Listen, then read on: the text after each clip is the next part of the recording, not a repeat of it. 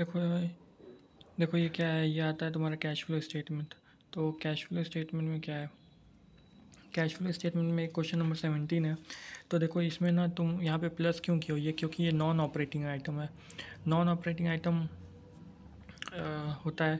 Non operating item जैसे कि ये डिविडेंड जो पेड है, ये तुम्हारा फाइनेंस एक्टिविटीज़ में आएगा।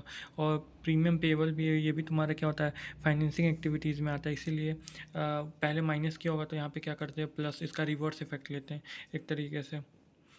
और जो भी है जैसे कि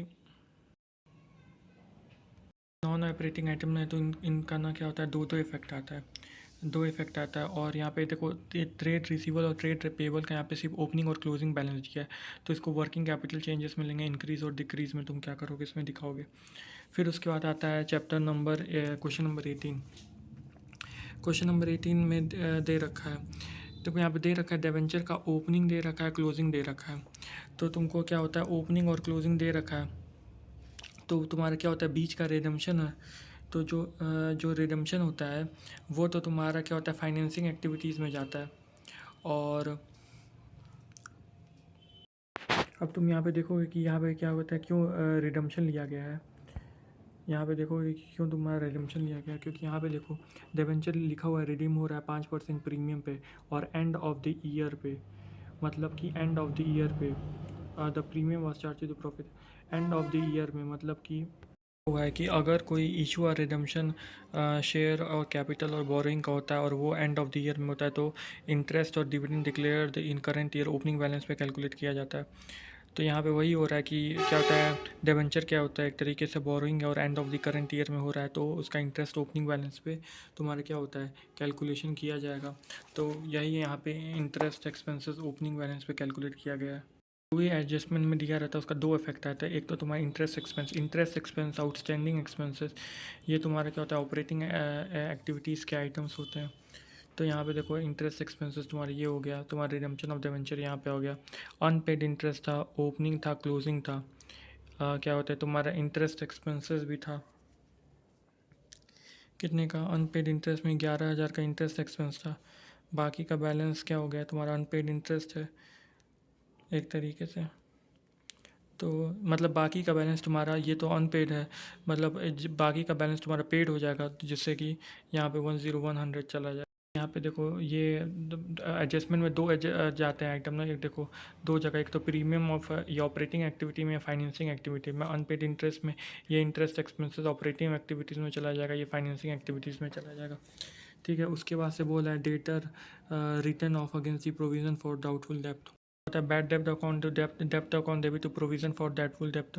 तो ये आपस में ही क्लोज हो गए तो आएगा ही नहीं इम्पैक्ट। देखो तुम्हारा क्या हो रहा है कि बॉन्ड्स आ रहा है तुम्हारा 3,50,000 का, यहाँ पर भी 3,50,000 का, मतलब कोई इन्वेस्ट किया ही नहीं है। बॉन्ड्स का मतलब क्या होता है, बॉन्ड्स का मतलब होता है तुम्हारा क्या होता है, बोरोइंग होता है। और बोरोइंग ना तुम्हारा एंड ऑफ द ईयर है, मतलब ओपनिंग बैलेंस पे तुम्हारा इंटरेस्ट कैलकुलेट होगा। तो 3,50,000 का 10% पे 35,000 का तुमको मिलना चाहिए। लेकिन तुम्हारा एक्रूड इंटरेस्ट और इन्वेस्टमेंट, मतलब कि तुमको अभी मतलब इतना तुम्हारा इंटरेस्ट आना चाहिए, लेकिन तुमको अभी मिला नहीं है 10,500। 10,000 अगर 500 तुमको मिलना बाकी है, तो मतलब इसका मतलब है कि 24,500 तुमको मिल गया है। तो जब मिल गया है और बॉन्ड से पैसा तुम्हारा क्या होता है, मिला है, तो इंटर मतलब ये बॉन्ड्स तो इन्वेस्टमेंट है, तो इन्वेस्टमेंट एक्टिविटीज़ में जाती है। तो 24,500, जैसे इसका तो एक इफेक्ट तुम्हारे इन्वेस्टमेंट एक्टिविटीज़ में चला गया और तुमको मिलना चाहिए था 35,000। तो इंटरेस्ट ऑन इन्वेस्टमेंट तुम्हारा एक नॉन ऑपरेटिंग आइटम है, तुम्हारा एक नॉन ऑपरेटिंग आइटम है। इसकी वजह से क्या हुआ होगा, इंटरेस्ट ऑन इन्वेस्टमेंट इनकम, इसकी वजह से इनकम तुम्हारा नेट प्रॉफिट बड़ा होगा तो उसको लेस कर दोगे। तो ये भी मिलना चाहिए था, और ये इन्वेस्टमेंट एक्टिविटीज़ का आइटम है इसलिए। देखो एवब प्रॉफिट में अगर एडजस्टेड होता है तो उसको रिवर्सल करना पड़ता है। तो देखो इसमें इंटरेस्ट एक्सपेंसेस, इंटरेस्ट इनकम, ये सब आते ही आते हैं। आउटस्टैंडिंग एक्सपेंसेस इंक्लूजन कब होगा, वहाँ से पे क्या होता है करंट एसेट्स करंट लायबिलिटीज़ में इंक्रीज इन करंट एसेट्स क्या क्या लोगे अगर आउटस्टैंडिंग एक्सपेंस है प्रीपेड एक्यूरेट इनकम और अनअर्न इनकम है लेकिन अगर वो रिलेटेड है जैसे कि ऑपरेटिंग के नेचर से जैसे वेजेस से इंश्योरेंस से तो उसको इंक्लूड करोगे लेकिन अगर वो interest prepaid interest accrued interest के रिलेटेड है तो उसको ऐड तुम नहीं करोगे बाकी तुम्हारा ट्रेड रिसीवल ट्रेड पेबल्स इन्वेंट्री ये सब करंट एसेट्स करंट लायबिलिटीज़ तो आती हैं लेकिन इसमें क्या क्या इंक्लूजन नहीं होंगे जैसे कि तुम्हारा dividend payable provision for tax short term borrowing current investment cash and cash equivalent में दे रखा है चेंज इन वर्किंग कैपिटल तो उसको ना तुम ऑपरेटिंग करंट एसेट्स से क्या करोगे ट्रीट कर लोगे अगर मान लो कुछ एक्सपेंसेस से रिलेटेड है तो पीएनएल तो अफेक्ट होता ही है जैसे कि मान लो डिप्रिसिएशन चार्ज करना था चार्ज नहीं किया तो फिक्स एसेट्स में तो लेस होगा ही और साथ में पीएनएल में से भी लेस होगा देखो क्वेश्चन नंबर 23 को ध्यान से देखो यहाँ पे लिखा है profit and loss 5,400 debit balance है और इसका इसका तुमको डेबिट बैलेंस नहीं लिखा मतलब इसका क्या होता है इसका नॉर्मली बैलेंस है मतलब क्रेडिट है जैसे कि प्रॉफिट एंड लॉस का तुम्हारा क्रेडिट बैलेंस होता है तो इसको डेबिट कर दिया गया है और उसका जो तुम्हारा नॉर्मल जैसे यहाँ पे होता है यहाँ पे होता है तो इसका तो यहीं पे रहेगा इसका लिखा हुआ है इसलिए डेबिट हो गया 5,400 प्रॉफिट एंड लॉस अकाउंट है तो ये क्या होता है एक तरीके से पीएनएल एप्रोप्रिएशन अकाउंट होता है पीएनएल एप्रोप्रिएशन से तुम ना dividend declare in current year तुम करते हो जो तुम पीएनएल एप्रोप्रिएशन अकाउंट बनाते हो तो डिविडेंड डिक्लेयर आता ही है उसमें लेकिन जैसे कि ट्रांसफ़र करना है जनरल रिजर्व तो नॉर्मली वो पीएनएल में आता है एप्रोप्रिएशन में लेकिन नॉर्मली पीएनएल अकाउंट से करते हो जैसे कि प्रोविज़न फॉर टैक्स है प्रोविज़न बना रहे हो तो वो भी तुम ना नॉर्मली पीएनएल से करते हो यहाँ पे दे रखा है प्रोविज़न फॉर टैक्सेशन तुम्हारे ये दे रखा है ये दे रखा है और यहाँ पे दे रखा है income tax provided during the year मतलब क्या होता है डिक्लेयर हुआ इनकम टैक्स इतने में तो वो पीएनएल से ही होता है तो पीएनएल का मतलब क्या होता है क्लोजिंग होता है यहाँ पे क्लोजिंग तो इसको 162 बनाने में कितना लगेगा इसको 162 तो बनाने में तुमको 27,000 जोड़ना पड़ेगा तो यही 27,000 तुम यहाँ पे जोड़ दोगे तो ये तुम्हारा पेड आ जाएगा इसको करने का तरीका ये भी है कि तुम ये लिख दो यहाँ पे पीएनएल तुम्हारा 162,000 है जो तुम्हारा डिक्लेयर हो और तुम यहाँ पे तुम बैंक का तुम्हारा आ जाए ये तुम्हारा ना आउटसाइड ऑफ द डे रखा है एडजस्टमेंट तो यहाँ पे दो जगह जाएगा एक तो तुम्हारा पेड में जाएगा प्रोविज़न फॉर टैक्स पेड मतलब कि जो ऑपरेटिंग में इनकम टैक्स पेड होता है वहाँ पे जाएगा ये तुम्हारा और एक तुम्हारा क्या होता है जो पीएनएल है 162,000 ये तुम्हारा जाएगा तुम्हारा जो यहाँ पे होता है क्या होता है dividend declare in current year तो ये वहाँ पे जाएगा यहाँ पे जाएगा तुम्हारा provision for tax made during the current year क्योंकि ये provision for tax made declare जो कि प्रोविज़न फॉर टैक्स मेड होता है वो पीएनएल से होता है तो इसलिए ये यहाँ पे जाएगा वो प्रॉफिट आफ्टर टैक्स के बाद की बात है तो इसलिए प्रोविज़न फॉर टैक्सेशन यहाँ पे तुम्हारा 1,62,000 आ जाए तरीके से भी कर सकते हो वैसे कि पीएनएल का 162,000 तो यहाँ पे तुम 162,000 पहले लिख दो ठीक है तो ये तो तुम्हारा ये पीएनएल में चला गया ये तुम्हारा पीएनएल में चला गया 162,000 तो जो तुम्हारा जो प्रॉफिट आफ्टर टैक्स आएगा वो तुम्हारा इन दोनों को ले करके आएगा बस प्रॉफिट आफ्टर टैक्स आएगा तो इसको तुमको अलग से ऐड करने की ज़रूरत नहीं इन दोनों को ले करके आएगा तो एक तरीके से वही बात है इस 70,200 और 1,62,000 को ऐड करने की तुमको ज़रूरत नहीं पड़ती लेकिन यहाँ पे तुमने अलग अलग किया हुआ 70,200 और 1,62,000 लिखा है कि debenture have issued the end of the current year जब भी डेवेंचर इशूड होता है और बोरिंग इशूड होती है इशूड या तो रिडम्पशन होता है शेयर कैपिटल एंड बोरिंग तो यहाँ पे इशू हो रही है बोरिंग और वो क्या हो रही है end of the current financial तो ओपनिंग पे लगेगा तुम्हारा तो ओपनिंग पे तुम्हारा इसका इंटरेस्ट एक्सपेंसेस आ जाएगा तुम्हारा कि मतलब 118,000 पे तुम्हारा 12% का आ जाएगा और जो ये तुम्हारा इंटरेस्ट एक्सपेंसेस जो तुम कर रहे हो ये जो तुम पेड कर रहे हो तो ये तो तुम्हारा एक तरीके से फाइनेंसिंग एक्टिविटीज़ में आता है तो ये नॉन ऑपरेटिंग आइटम में से पहले ऐड होगा फिर फाइनेंसिंग एक्टिविटीज़ में जाएगा ये एक्यूमुलेटेड डेप्रिसिएशन क्या होता है नॉन कैश आइटम होता है तो नॉन कैश आइटम तो उसमें ऐड हो जाता है तुम्हारा ठीक है और ये जो प्रोविज़न फॉर डाउटफुल डेप्ट है ये जो बैड डेप्ट है प्रोविज़न फॉर डाउटफुल डेप्ट ये भी एक तरीके से तुम्हारा ऐड होगा इसमें क्योंकि 27,000 था पहले और अब 54,000 तो बीच का डिफरेंस तुम्हारा यहाँ पे तो जो प्रोविज़न फॉर डाउटफुल डेट है वो तुम्हारी नेट प्रॉफिट की क्या होती है वो कब कर रहा होगा और वो ऑपरेटिंग से तो आता नहीं है मैं बता रहा हूँ प्रोविज़न फॉर डाउटफुल डेब्ट है वो तुम्हारा किससे बनता है, पीएनएल से बनता है। तो पीएनएल से तो तुम्हारा जिससे कि क्या होता है नेट प्रॉफिट तुम्हारा क्या होता है, कम होता है। तो तुम ऑपरेटिंग एक्टिविटी निकाल रहे हो तो इसको तुमको क्या करना पड़ेगा, इसको तुमको ऐड करना पड़ेगा। तो इसका जो जैसे कि पहले तुम्हारा प्रोविज़न इतना था तो अब 54 हो गया, तो मतलब तुमने और कम किया होगा, तो उतने से तुम क्या करोगे, उसको ऐड कर दोगे। जैसे कि जनरल रिजर्व है, तो जनरल रिजर्व क्या होता है, जनरल रिजर्व भी तुम्हारे पीएनएल को कम करता है। तो जनरल रिज़र्व तुम्हारा जो होता है वो ट्रांसफ़र ऑफ जनरल रिज़र्व। तो पीएनएल जब अप्रोप्रिएशन अकाउंट बनाते हो तो जनरल रिज़र्व तुम्हारा डेबिट में आता है, डेबिट में तुम्हारा जनरल रिज़र्व आता है, और जिससे कि तुम्हारा ट्रांसफ़र होता है जनरल रिज़र्व का, जनरल रिज़र्व। और फिर उसके बाद से जो तुम्हारा आता है वो तुम्हारा प्रॉफिट आफ्टर टैक्स आता है। ठीक है।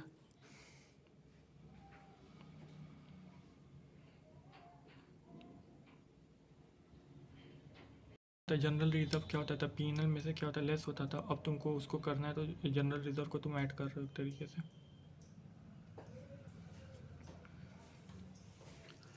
तो वो इसमें डिफरेंस करने के बाद है, लेकिन तुम जैसे पीएनएल अप्रोप्रिएशन अकाउंट बनाते हो, तो पीएनएल अप्रोप्रिएशन अकाउंट बनाते हो, जैसे कि तुम्हारा डिविडेंड डिक्लेयर हो गया, ट्रांसफर तो जनरल रिजर्व, तो वो जो तुम्हारा आता है वो तो तुम्हारा पीएटी आता है, उसको तुमको फिर पैट को बिफोर टैक्स बनाना रहता है। बिफोर टैक्स में तुम जैसे कि प्रोविज़न फॉर टैक्स ऐड करते हो, रिफंड माइनस करते हो, ये सब होता है ना। तो ये हो गया। जैसे मान लो कि यहाँ पे करंट इन्वेस्टमेंट है, तो इन्वेस्टमेंट तो इन्वेस्टमेंट एक्टिविटीज़ में जाएगा, लेकिन यहाँ पे इंटरेस्ट है तो इनकम फ्रॉम इन्वेस्टमेंट, मतलब तुमको इन्वेस्टमेंट की तुमको इनकम ही हुई, तो इनकम से तुम्हारा पीएनएल बड़ा होगा, तो तुमको उसका रिवर्स इफेक्ट करना है, तो तुम्हारा क्या होगा, तुम उसको लेस कर दोगे इनकम फ्रॉम इन्वेस्टमेंट को। फिर प्रॉपर्टी प्लांट एंड इक्विपमेंट में कुछ है नहीं, एक्यूमुलेटेड एप्रिसिएशन तुम ऐड कर दी हो वापस। ट्रेड रिसीवल है वो तुम्हारा वर्किंग कैपिटल चेंजेस में चला जाएगा, जैसे ट्रेड पेबल है। प्रोविज़न फॉर डाउटफुल डेब्ट है, तो उसको बनाने में पीएनएल क्या हुआ होगा, कम हुआ होगा, तो तुमको उसको पीएनएल को तुम क्या करोगे, बढ़ा दोगे वापस से। इन्वेंट्रीज़ हैं तो वो भी तुम्हारा करंट एसेट्स करंट लाइबिलिटीज़ में जाकर के जो इंक्रीज डिक्रीज हुआ होगा एडजस्ट हो जाएगा। कैश एंड कैश इक्विवेलेंट है, कैश एंड कैश जनरेटेड तो फ्रॉम ऑपरेशन, जो कैश एंड कैश इक्विवेलेंट है वो तो लास्ट में आता है ना, तो उसका तो कोई काम है ही नहीं है। चीज़ देखना यहाँ पे, क्योंकि ये न्यू इन्वेस्टमेंट है तो यहाँ पे दो एडजस्टमेंट होंगे। तो new investment has been acquired, तो इन्वेस्टमेंट का तो इन्वेस्टमेंट एक्टिविटीज़ में चला जाएगा, लेकिन यहाँ पे इन्वेस्टमेंट का इंटरेस्ट भी दे रखा है। जब यहाँ पे दे रखा है तो किस पे लगाओगे, तो यहाँ पे देखना end of the current year दे रहा है, मतलब ओपनिंग पे लगाओगे। भले ही ये तुम्हारा शेयर कैपिटल एंड बोरोइंग नहीं है, इसीलिए इसमें फोकस करके रखना। पे आता है, यहाँ पे लिख रहा है net profit for the year ended after charging depreciation 1,80,000 10,40,000। तो नेट प्रॉफिट तो हमारा 10,40,000 है, और 1,80,000 का डेप्रिसिएशन चार्ज किया है, तो जो चार्ज किया उसको ऐड कर दोगे। तो नॉन कैश ऑपरेटिंग जो नॉन कैश है उसका एक ही एडजस्टमेंट ही होता है, तो यहाँ पे 1,80,000 क्या हो जाएगा, यहाँ पे ऐड हो जाएगा। में ना तुम्हारा ना प्रोविज़न फॉर डाउटफुल डेब्ट का ओपनिंग क्लोजिंग दे रखा है, डेटर का तुम्हारा ओपनिंग क्लोजिंग दे रखा है। देखो ओपनिंग क्लोजिंग यहाँ पे तुम्हारा दे रखा है इसका, ट्रेड रिसीवल प्रोविज़न फॉर द, और यहाँ पे बोल रहा है कि ट्रेड रिसीवल है ना 2,30,000 का तुम्हारा क्या हो गया है, रिटर्न ऑफ हो गया। अब ये चाहे तो इसको इग्नोर कर दो और फिर वैसे ही कर लो, तब भी तुम्हारा आंसर आ जाएगा। लेकिन मान लो अगर तुम इसको कंसीडर करते हो, तो यहाँ पे मान लो कि 2,30,000 यहाँ पे तुम्हारा इग्नोर तो हो गया है, और यहाँ पे तुम्हारा बैड डेप्ट इतना तुम्हारा हो गया है।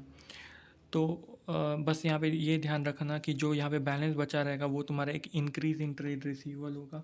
इंक्रीज़ इन ट्रेड रिसीवल तुम्हारा वर्किंग कैपिटल चेंज में चला जाएगा, और प्रोविज़न फॉर डाउटफुल डेब्ट में जो बचा रहता है वो पीएनएल का बैलेंस होता है, और पीएनएल प्रॉफिट एंड लॉस। तो प्रॉफिट एंड लॉस क्या होता है, प्रॉफिट एंड लॉस तो पीएनएल में से बना होगा, तो पीएनएल को ये क्या किया होगा, कम किया होगा, नेट प्रॉफिट को कम किया होगा, तो रिवर्स इफेक्ट करना है, तो ये 2,70,000 वहाँ पे जाकर के ऐड हो जाएगा।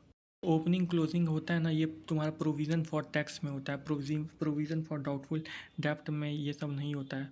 नोट जो प्रीपेड एक्सपेंसेस है, आउटस्टैंडिंग एक्सपेंसेस है, ये सब तुम्हारे क्या होते हैं, ऑपरेटिंग में आएंगे। देखते हैं कि जैसे कि मान लो कि तुम्हारा डिविडेंड पेएबल का मतलब क्या है, यहाँ पे प्रीवियस ईयर इतना है, तो मतलब कि इसका क्या होगा, मतलब क्या इतना, मतलब यहाँ पे कुछ नहीं दिखा रहा, मतलब पेड कर दिया गया। इतना तुम्हारा आउटस्टैंडिंग एक्सपेंसेस था, लाइबिलिटीज़ थी, और तुम्हारी इतनी हो गई, मतलब तुम्हारा डिक्रीज़ हुआ है एक तरह से करंट लाइबिलिटीज़ में, तो वो तरीके से तुम्हारा ये देखो एक्सपेंसेस जो तुम्हारे ऑपरेटिंग एक्टिविटीज़ में ही, मतलब जो एक्सपेंसेस हैं वो तुम्हारे वेजेस उसका पार्ट, ऑपरेटिंग एक्टिविटीज़ का पार्ट है, इसलिए ऑपरेटिंग एक्टिविटीज़ में आएंगे। प्रीपेड भी तुम्हारा उसी का पार्ट है, इसीलिए उसमें आएंगे। क्योंकि यहाँ पे देखो बोला भी हुआ है साफ साफ, आउटस्टैंडिंग प्रीपेड तुम्हारे इंक्लूजन में आएंगे करंट एसेट्स से करंट लाइबिलिटीज़ में, अगर वो रिलेट करते हैं ऑपरेटिंग आइटम्स ओनली। और सिर्फ only outstanding expenses prepaid expenses लिख रहा है तो तुम उसको ऑपरेटिंग आइटम का ही पार्ट मानोगे। हमारा क्या हो रहा है, वर्किंग कैपिटल चेंज से रिलेटेड है, वर्किंग कैपिटल चेंजेस तो ऑपरेटिंग। तो यहाँ पे एडजस्टमेंट है कि लैंड सोल्ड किया 1,50,000 में, कॉस्ट 1,20,000 का था, तो 2 लाख का लैंड था, तुम्हारा 1,20,000 का कॉस्ट इसमें बीस है, तो 80,000 का यहाँ पे बचना चाहिए था ना। लेकिन यहाँ पे कितना बच रहा है, 1,50,000, मतलब कि वो बोल रहा है और सामने लिखा हुआ है capital reserve consisting profit on revaluation, इसका मतलब 80,000 ना तुम्हारा रिवैल्यूएट हुआ है, मतलब 70,000 से और बढ़ गया, और वो ना तुम्हारा कैपिटल रिजर्व में है, तो मतलब यहाँ पे 70,000 से रिवैल्यूएशन प्रॉफिट तुम्हारे क्या कैपिटल रिजर्व में गया हुआ है। तो इस तरीके से तुम्हारा ये एडजस्टमेंट हो जाए। तो यहाँ पे जो कैपिटल रिजर्व दिख रहा है 70,000 का, वो कंसिस्टिंग रिवैल्यूएशन प्रॉफिट से तुमको दिखा रहा है, और ये तुम्हारा अभी करंट ईयर का है। ठीक है, दिख रहा है कि प्लान सोल्ड हुआ है 90,000 का, ओरिजिनल कॉस्ट 70,000 की, WDV थी 50,000 की। तो ओरिजिनल कॉस्ट 70,000, WDV तुम्हारा एक्यूमुलेटेड अप्रिसिएशन के बाद आता है, WDV यहाँ पे गलती किए थे, और सोल्ड हुआ है 90,000 का, मतलब कि क्या हुआ है 40,000 तुम्हारा क्या हो रहा है, प्रॉफिट हो रहा है। तो यही तुम्हारा 40,000। और ये जो प्लांट एंड मशीनरी है नेट है, बैलेंस शीट में क्या हो रहा है, ये जो बैलेंस शीट में आ रहा है ये नेट आ रहा है, तो इसका मतलब कि नेट है, तो नेट है तो तुम बना लो कि, और ये ना तुम्हारा क्या हो रहा है, 1 अप्रैल 2010 के ये स्टार्टिंग पे ही है, तो स्टार्टिंग पे तुम्हारा बिक गया है कितना, 90,000 का तुम्हारा सोल्ड हो गया है, मतलब कि ये 5,000 का है तुम्हारा, 50,000 का, तो बाकी का तुम्हारा 4,50,000 का हुआ कि नहीं, बाकी का तुम्हारा 4,50,000 का हुआ। अब तुम 4,50,000 पे तुम इसका ना तुम इसका वो निकालोगे, डेप्रिसिएशन, तुम उसका डेप्रिसिएशन निकालोगे तो इतना आएगा 6,75,000। ठीक है, और जो तुम्हारा ये ओपनिंग और क्लोजिंग 765 दे रखा है तुम्हारा, और तुम्हारी ये दे रखा है 7,6500 है, तो 4,50,000 में से 6,7500 को माइनस करोगे तो तुम्हारा इतना आ रहा है, मतलब इतने का तुम्हारा और बचा हुआ है, इतने का तुम्हारा और बचा हुआ है। और उसके बाद से वो बोल रहा है कि debenture worth 1 lakh were issued part of the consideration of the plant of the 4,50,000 acquired, मतलब 1 लाख 4,50,000 का एक प्लांट एक्वायर्ड किया गया है, जिसमें से 1 लाख तो तुमने डिबेंचर दिया है, बाकी का तुमने 3,50,000 का बैंक में से दिया हुआ है। ठीक है, अब 4,50,000 है, तो 4,50,000 का अगर तुम 15% लगाओ, 4,50,000 का तुम 15%, तो 6,7,500 वो भी आ जाएगा, और इससे तुम्हारा सब ये अकाउंट बन जाएगा। मतलब बोल रहा है कि इन्वेस्टमेंट कितना है, 50,000 का है, और सोल्ड हुआ है 70,000 में, 70,000 में तुम्हारा इन्वेस्टमेंट अकाउंट तुम्हारा चला जाएगा। ठीक है, इन्वेस्टमेंट अकाउंट, और तुम्हारा 20,000 का तुम्हारा प्रॉफिट आ जाएगा। और फिर उसके बाद से ये बोला है pre acquisition dividend receive 5,000 against the cost of the investment, तो प्री एक्विजिशन डिविडेंड यहाँ पे आ जाएगा। तो प्री एक्विजिशन डिविडेंड ये इन एक तो क्या होता है तुम्हारे इन्वेस्टमेंट अकाउंट में आएगा, और दूसरा प्री एक्विजिशन डिविडेंड तुम्हारा एक इन्वेस्टमेंट एक्टिविटीज़ में चला जाएगा। तुमने 1 लाख का डिवेंचर वर्थ इशू किया है, तो इशू किया है जो तुमने, तो proceed from the issue of debenture 1 lakh का तुम्हारा जो डिवेंचर है वो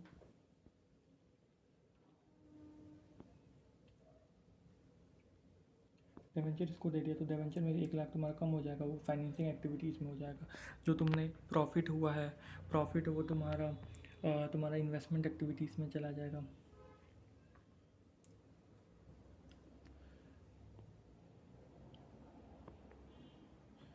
प्रॉफिट वाला पार्ट तो तुम्हारा मतलब प्रॉफिट वाला पार्ट तुम्हारा नेट नेट प्रॉफिट को तो बढ़ाता है, तो उसमें से तुम क्या करोगे, उसको तुम कम कर दोगे। और जो प्रोसीड जो जैसे कि जो भी तुम एसेट्स सेल की हो, एक्वायर्ड की हो, अगर वो इन्वेस्टमेंट से एक्टिविटी से रिलेटेड है तो वो तुम्हारा इन्वेस्टमेंट में चला जाएगा। जैसे 4,50,000 का तुमने एक्वायर्ड किया है प्लांट एक्वायर्ड किया है तुमने 4,50,000 का, लेकिन तुमने बैंक में पेमेंट तो तुम 3,50,000 का की हो, 3,50,000 तुम्हारा प्लांट हो गया, जिसमें से proceed from issue of dividend 2 lakh का था, जिसमें से 1 लाख उसमें से चला गया। फिर उसके बाद से तुम्हारा क्या हो रहा है, तुम सेल की हो कितना, 90,000 में की हो, सोल्ड की हो, तो यहाँ पे proceed from the sale of the investment तुम्हारा 90,000 आ जाएगा। सेल ऑफ प्लांट तुम्हारा 90,000 आ जाएगा, सेल ऑफ इन्वेस्टमेंट तुम्हारा 70,000 आ जाएगा, और उन सब का प्रॉफिट जो है वो तुम्हारे यहाँ पे आएगा ऑपरेटिंग, क्योंकि वो ना प्रॉफिट को, नेट प्रॉफिट को बढ़ाया होगा तो तुमको उसको कम करना पड़ेगा, रिवर्स इफेक्ट देना पड़ेगा ऑपरेटिंग एक्टिविटीज़ तुमको अगर निकालनी है तो। फिर उसके बाद बोला interim dividend declared and paid 15% during the current year. अब 15% ड्यूरिंग द करंट ईयर, तो यार वो तो करंट ईयर में लगता है, बिटवीन द करंट ईयर, तो वो ओपनिंग पे लगा होगा कि क्लोजिंग पे। डिफॉल्ट इंटरिम डिविडेंड क्लोजिंग पे ही लगता है, तो तुम्हारा 6 लाख का तुम्हारा 15% तुम्हारा लग जाएगा। Redemption of preference share cap, पहले 2 लाख का था, अब कुछ भी नहीं है, तो जो रिडम्शन हुआ है वो तो तुम्हारा आ जाएगा, तो redemption of the preference shares में रिडीम हो रहा है, तो यहाँ पे क्या होता है, शेयर कैपिटल और डिवेंचर अगर रिडीम हो रहा है end of the current year पे, sorry beginning of the current year पे ना, beginning of the current year पे अगर वो क्या हो रहा है, रिडीम हो जा रहा है, तो वो तुम्हारा क्या होता है, कैलकुलेशन होता है क्लोजिंग बैलेंस पे। तो यहाँ पे तो क्लोजिंग बैलेंस है ही नहीं, तो यहाँ पे तो तुम कुछ कैलकुलेट ही नहीं कर पाओगे। और जैसे कि तुम्हारा आ रहा है income tax liability for the current year estimated, तो ये पीएनएल का है। तो जब तुम बनाओगे पीएनएल बनाओगे तो 135,000 तुम्हारा, जैसे प्रोविज़न फॉर टैक्स है तो provision for tax opening closing लिखोगे, पीएनएल 135,000 का तुम लिख दोगे, तो तुम्हारा ये बैंक आ जाएगा, तो ये बैंक प्रोविज़न फॉर टैक्स हो जाएगा। प्रोविज़न फॉर टैक्स तुम्हारा बैंक जो तुम 1 लाख का पेड करो वो ऑपरेटिंग एक्टिविटीज़ में चला जाएगा, ये तुम्हारे यहाँ डिक्लेयर्ड में चला गया। डिविडेंड, तुम्हारा डिविडेंड जो डिक्लेयर हुआ 90,000 वो यहाँ पे आया है, पीएनएल अप्रोप्रिएशन वाला। रिजर्व तो अभी ट्रांसफ़र नहीं हुआ, ओपनिंग क्लोजिंग तो पीएटी तुम्हारा 75,000 आ जाएगा। डिविडेंड पेएबल, जो डिविडेंड पेएबल है वो तुमको कितना है, 60,000 था ओपनिंग में 60,000 है, पीएनएल में इतना, तो मतलब बैंक का इतना, तो मतलब तुम पेड किया होगा 1,50,000, 1,50,000 पेड हुआ है, तो यहाँ पे आ जाएगा 1,50,000। प्रोविज़न फॉर टैक्स है ना कि प्रोविज़न फॉर वो सब है, तो ये यहाँ पे गया। इंटरिम डिविडेंड कुछ नहीं दिया था तो हम लोग मानते हैं कि वो ओपनिंग बैलेंस पे लगता है, तो ओपनिंग बैलेंस में तुम्हारा सॉरी कुछ भी नहीं दिया रहता है, तो वो क्या होता है, क्लोजिंग बैलेंस पे तुम्हारा कैलकुलेट होता है, तो वो तुम्हारा क्या हो जाता है, क्लोजिंग बैलेंस पे तुम्हारा वो कैलकुलेट हो जाएगा। अब तुम्हारा आता है डिविडेंड, जैसे डिवेंचर है 9% का डिवेंचर है, तो 2 लाख का 9% निकालोगे तो कितना आ रहा है तुम्हारा, 18,000 आ रहा है। अब 18,000 आ रहा है तो 18,000 इंटरेस्ट, तो मतलब कि कुछ नहीं बताया तो इंटरेस्ट मतलब कि दे ही दिया होगा। इंटरेस्ट जब तुमने पेड किया होगा तो तुम्हारा क्या होगा, पीएनएल तुम्हारा नहीं, इंटरेस्ट तुम्हारा क्या होता है, अभी 9% अभी ना तुमने पेड किया है, इसमें तुमने पेड किया है, तो मतलब पहले तो ड्यू हुआ होगा, तो interest account debit to interest पे इंटरेस्ट हुआ होगा, वो ड्यू हुआ होगा, तो वो पीएनएल तुमने कम किया होगा, तो पीएनएल कम किया होगा तो उसको तो वापस ऐड कर दोगे, और अब तुमने इंटरेस्ट पेड कर दिया है, तो यहाँ पे तुम्हारा 18,000 यहाँ पे पेड हो रहा है, क्योंकि यहाँ पे कहीं आउटस्टैंडिंग इंटरेस्ट है ही नहीं, इंटरेस्ट का कुछ बात ही नहीं है यहाँ पे कुछ।